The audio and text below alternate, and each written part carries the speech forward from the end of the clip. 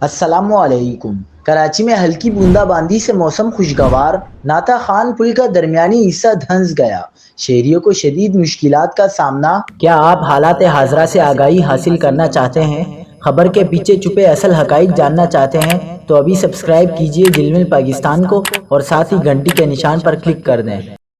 آپ کو بتاتے چلیں کہ کراچی میں آج صبح سے ہی بادلوں کا راج ہے اور مختلف علاقوں میں ہلکی بوندا باندی سے شہر کا موسم خوشگوار ہو گیا، جبکہ شارع فیصل پر ناتا خان پل کا درمیانی حصہ دھنس گیا، جس میں ٹریفک کی روانی متاثر ہو گئی۔